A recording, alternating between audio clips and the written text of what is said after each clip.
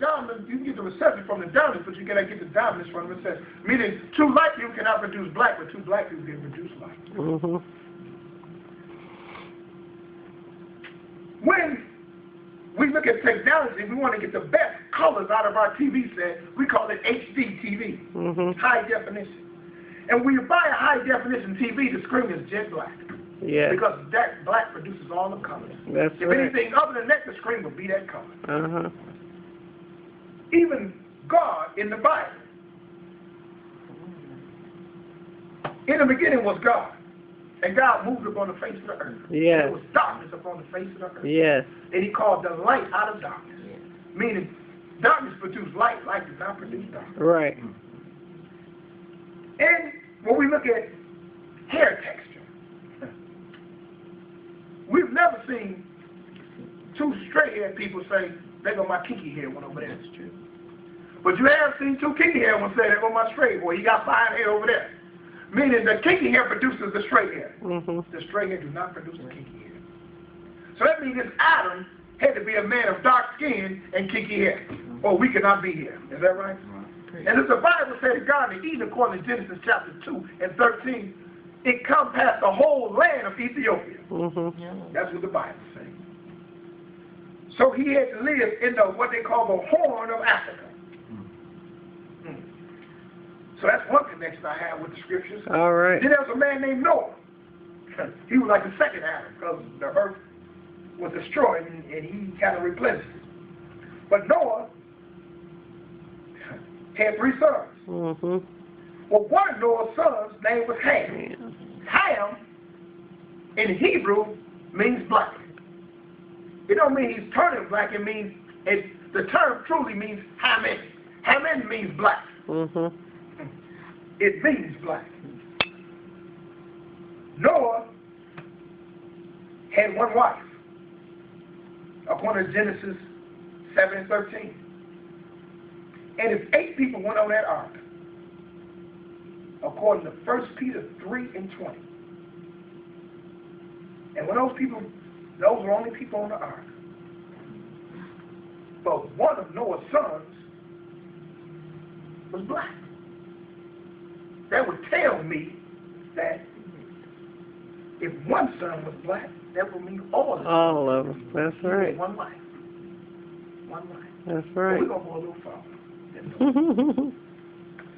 Abraham. He's the father of the faith.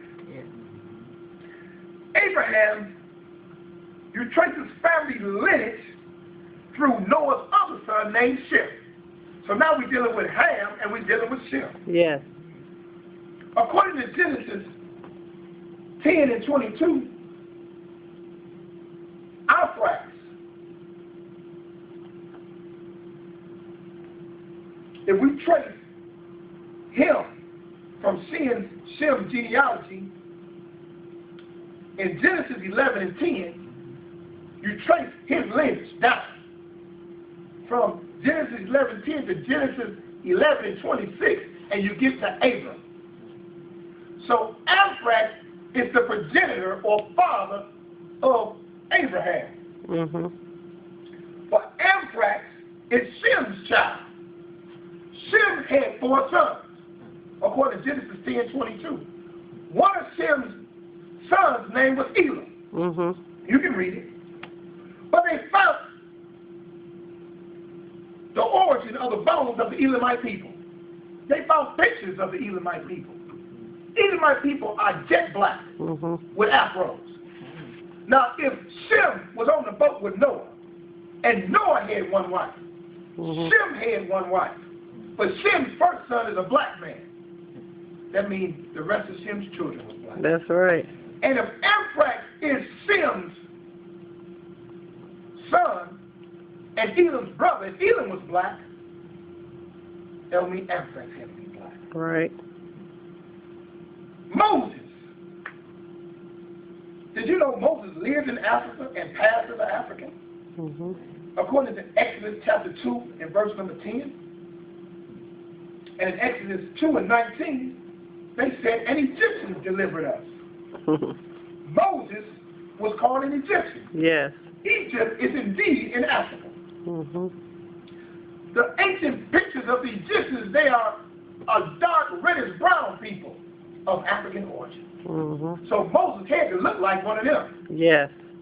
But if we go down, since this is the month of Ramadan, the Muslim sacred month, Muhammad tradition teaches that Moses was a black man.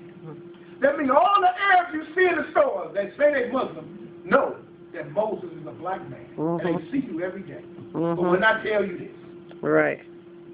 Jesus Christ himself, the earliest images of Jesus Christ, he was a black man. The Bible says in Revelation 1 and 14 about his hair, having wool hair, and his feet as burnished bronze. Well, what does the word burnished mean? Burnished, if you look at it in dictionary, means to be brown or to make brown. But burnished bronze, if you go farther in it, it means the color burnet or whatever, burnet hair. Burnet is not totally black. Right. But it's the darkest brown you're going to get that look black. Right. So this is the color he was. Paul himself, who he was talking about, according to Acts 21 and 38, he passed as an African. But he states in Scripture that he is a Hebrew of the tribe of Benjamin. They asked him, are you that Egyptian? And he said, no, I'm a Jew. This is what he said in the book of Acts. But in 3 times, he says, I'm a Hebrew. So that lets me know that the Hebrews and the Africans had to look alike.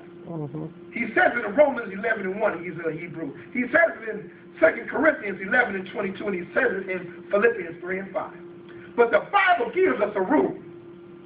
In 2 Corinthians 3 and 13, out of the mouth of 2 or 3 witnesses, let every word be established. Yes. So we can give you 3 Hebrews that passed as Africans. We can give you Joseph, who his brothers knew him not, but he passed as an African. We can give you Moses, who lived in Pharaoh's house, that passed as an African. And we can give you Apostle Paul, that passed as an African. We can give you 3 Hebrews that had an Ethiopian father in their family line.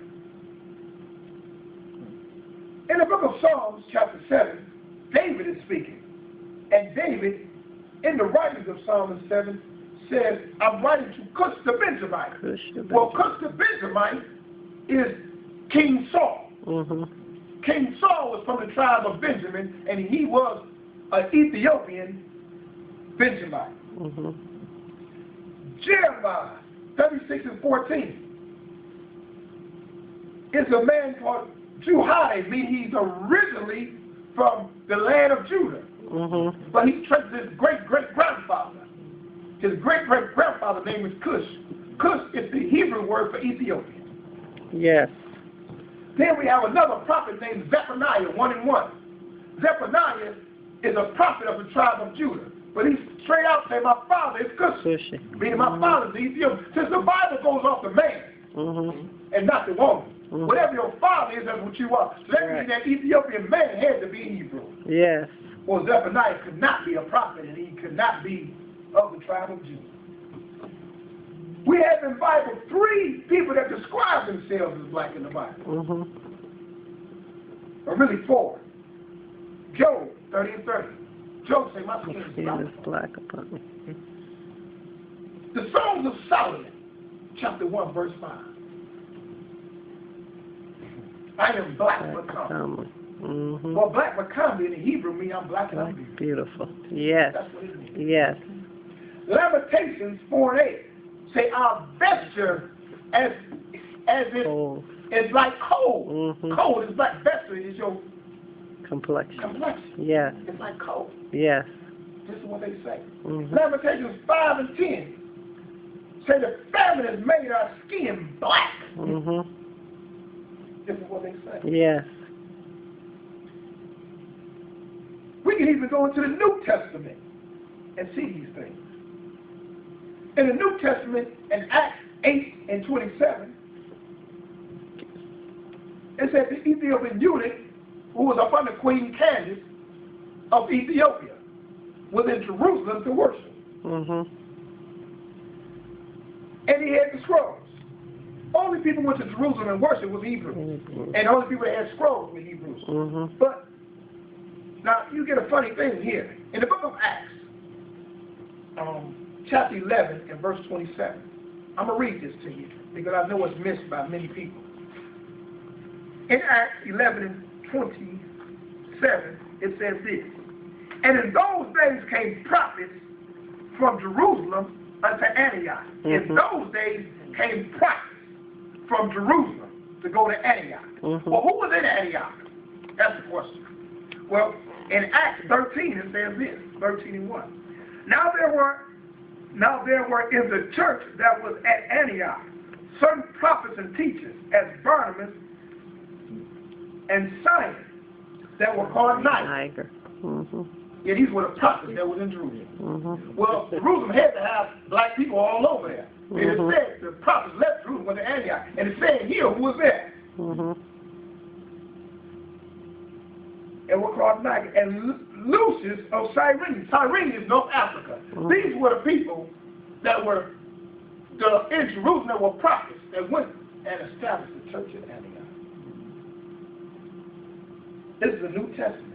Did you know that St. Mark of the Gospel that you read was a North African Jew? He was really from North Africa. And he founded a church in North Africa that they say is really there today. So we're in the Old Testament, we're in the New Testament, and we're also in prophecy. In prophecy, in Deuteronomy, and I'm going to do this quick, 28, God is speaking to Moses, and God says these words. If you obey my commandments, you're going to be blessed in the field, blessed in the city, blessed, your fruit of your body be blessed. But if you don't obey my commandments, you're going to be cursed, and all these things are going to follow. Now, two things have to exist here. First thing, did the children of Israel obey Moses and the prophets after Moses? No. No. Because you only get a prophet when things ain't going good. So they never obeyed. So that means this will have to come to pass, was in Deuteronomy 28. If Moses is a true prophet, this will come to pass. And if it don't come to pass, Moses cannot be a prophet. And Jesus cannot be the Messiah. Because Jesus says, heaven and earth will pass away before one dot or tittle of the law be not fulfilled. The law is the first 5 books of the Bible.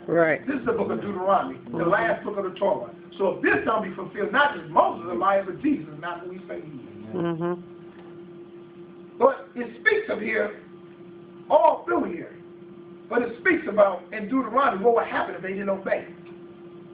How you would have a wife and another man will lie with her.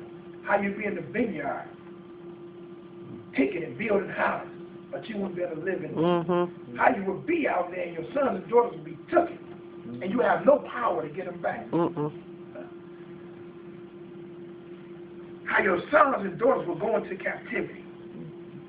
But it didn't say this. I'm going to read this for 48. Therefore shalt thou serve thy enemies, which the Lord shall send against thee in hunger and thirst and in nakedness, and in want of all things. And he shall put a yoke of iron around thy neck till he have destroyed thee. For the Lord shall bring a nation against thee from far, from the end of the earth, as swift as an eagle flies, a nation whose tongues you should not understand. A nation of fierce countenance, which shall have no regard, which not regard the person of the old, nor show favor to the young. Now, it says here that they put an iron yoke around your neck.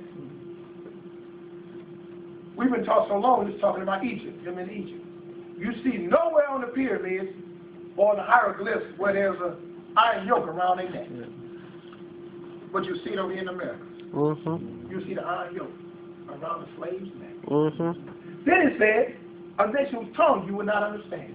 There's nowhere in Scripture where you can say And I can read what Egyptians and the Hebrews say, I don't understand what you're saying. That's right. They always talk to each other. You'll see it all in Genesis.